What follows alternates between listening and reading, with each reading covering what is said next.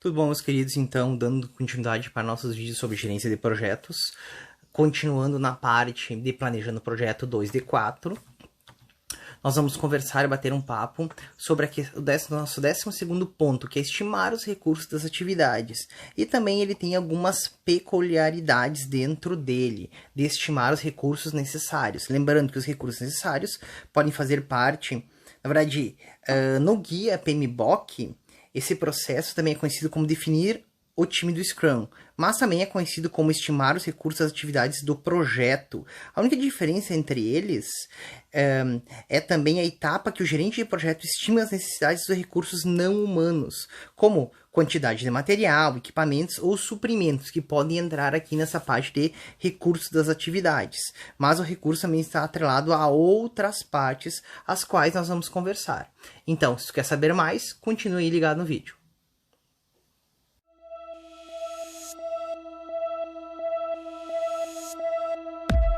Então, pessoal, iniciando nosso bate-papo sobre a questão de estimar os recursos das atividades. Aí na abertura eu já peguei e falei que essa questão de estimar os recursos das atividades, ela no guia PMBOK é o processo também conhecido como definir o time Scrum, ok? E, na verdade, tem outro nome que pode ser utilizado também de outra forma, que é estimar os recursos das atividades. Mas, como eu disse, a única diferença entre eles é que o gerente auxilia na parte da quantidade de materiais, a questão dos recursos não humanos, que é os materiais, equipamentos, suprimentos, e assim por sua vez.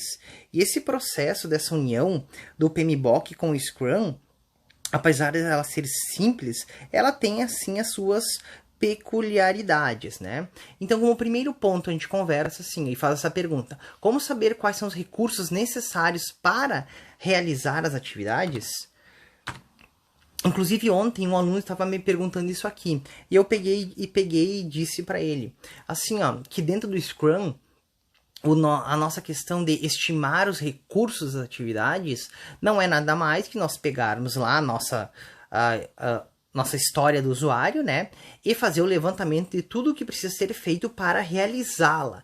Então, lá no Scrum, a gente tem esse ponto, porque em sala de aula, eu vejo pela perspectiva do Scrum atrelado ao PMBOK. Então, nós temos determinados documentos, determinados pontos, que a gente acaba não realizando o PMBOK, porque eles, nos seus projetos pequenos, eles não têm toda essa necessidade. Mas aqui a gente aprofunda e conversa um pouquinho mais sobre isso. Então, esse ponto de estimar os recursos é o processo de estimar os tipos e as quantidades de materiais, pessoas, equipamentos ou suprimentos que serão necessários para realizar cada atividade. É aquela questão de dizer, quantas pessoas vão precisar para desenvolver aquele módulo, ou então precisa algum suprimento ou não precisa. E aí vocês têm que pensar em se no gerenciamento do projeto de vocês vão incluir essa atividade ou não. Porque lá pela visão do Scrum, nós temos como estimar os recursos das atividades, como quebrar tudo que precisa ser necessário para desenvolver aquela atividade. Não entra materiais. Eu sempre digo que está utilizando o Scrum, mas o teu projeto é software, tu não vai pegar e colocar notebook, teclado, mouse, monitor, tudo que tu precisa. Porque isso faz parte da tua empresa. Isso na verdade, é ter os materiais básicos para desenvolver aquele tipo de produto. Mas tu tá fazendo um software embarcado, tu tá fazendo, sei lá, alguma outra coisa que necessita desses tipos de suprimentos, aí tu inclui esses suprimentos, né? Porque fazem parte do projeto, eles vão ficar para o projeto, eles não vão ficar para vocês, ok? Então, como sempre, nosso material está dividido em entradas, depois nós temos ferramentas e técnicas e saídas. Dentro de entradas, nós temos aqui, ó, o plano de gerenciamento cronograma, que já foi obtido nas etapas anteriores, a lista das atividades e atributos das atividades, ou seja, o que deve ser feito em cada atividade, que é o detalhamento, o calendário de recursos, que vocês podem criar também. O calendário de recursos, aqui, ó, são informações sobre quais recursos estão potencialmente disponíveis durante o período de atividades planejado, ok? Essas informações são obtidas no processo de mobilizar a equipe do projeto e conduzir as aquisições. Quando realizar os processos mencionados, sempre deve ser atualizado esse documento. Entra também registro de riscos, estimativa de custos das atividades, fatores ambientais como sempre, ativos e processos organizacionais, e aí nós entramos na questão de ferramentas e técnicas. Como sempre, nós temos opinião especializada. Pessoal, opinião especializada sempre vai ter, que é aquela questão de vocês virem com experiências e projetos anteriores. Outra questão é análise de alternativas. Quais alternativas podem fazer para conseguir aqueles recursos ou capacidades ou habilidades para realizarem determinadas tarefas? Outra questão são dados publicados para auxílio e estimativas. Então, assim, são publicações que frequentemente... Na verdade, são publicações frequentes de índices de produção, custos unitários para mão de obra, materiais ou equipamentos necessários para a realização do projeto, ok? Mas se vocês pensarem atrelado ao Scrum, aonde que vocês têm esses fatores de quanto está sendo produzido e quanto não está sendo produzido? Tem lá no burnout do projeto, já quanto foi feito, quando foi feito. Mas aqui a gente fala é que também está atrelado a questão da produção, que o que está feito e o que não está feito. Mas custos nós não temos. Então ali, custos unitários para mão de obra. É quanto cada pessoa custa na verdade, quanto cada pessoa ganha por hora para realizar aquela atividade. Então, na verdade, é o que vocês pagam para os funcionários de vocês. Então é essa parte que entra ali.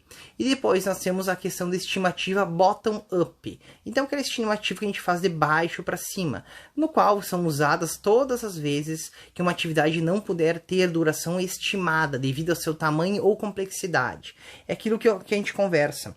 Lá no Scrum, a gente aplica uma técnica chamada Planning Game, que é o jogo do planejamento, no qual nós temos uma história, e essa história era sempre quebrada em histórias menores, para serem solucionadas de forma mais rápida e mais eficiente. Mas tem vezes que vocês não conseguem quebrar, porque vocês não conseguem estimar a complexidade daquela atividade. Aí vocês têm que recorrerem a especialistas, e caso vocês não tenham isso, vocês vão ter que tentar de alguma forma fazer essa mensuração. Então ali, o que é recomendado? Que neste caso é recomendável decompor a atividade em mais detalhes até conseguir estimar a duração de um detalhe de nível mais baixo, o qual pode ser chamado de subatividade, tendo a sua duração estimada para os itens mais detalhados, que são suas subatividades. Então basta vocês sumarizarem todas as durações de subatividades de baixo para cima e daí tu vai ter uma estimativa da duração total da atividade de vocês. Outra questão também entra, software de gerenciamento de projetos.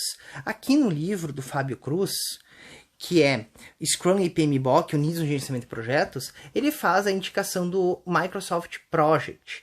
Mas aí existem vários e vários outros softwares que podem auxiliar vocês no gerenciamento de projetos. O quais tem recursos, tem disponibilidade, tem calendário e assim vai. Um deles é o Bitrix 24. Na minha metodologia não, na metodologia que nós estamos utilizando, que eu aplico com meus alunos desde 2015, nós estamos, na verdade, tento aplicar com eles desde 2015, nesse semestre está bem mais tranquilo para eles aplicarem, então nós utilizamos o Trello. Então assim, nós utilizamos o Trello e criando uma metodologia um pouquinho diferente da utilização do Scrum dentro do Trello sem plugin nenhum. Então é isso que nós utilizamos para o gerenciamento. Mas sem ter custo óbvio nenhum. O Microsoft Project vocês vão ter que pagar. O Bitrix 24 também. Existem outras ferramentas no mercado, mas são ferramentas bem robustas e não são nem um pouco baratas, ok? Mas se vocês têm necessidade, corram lá e deem uma procuradinha.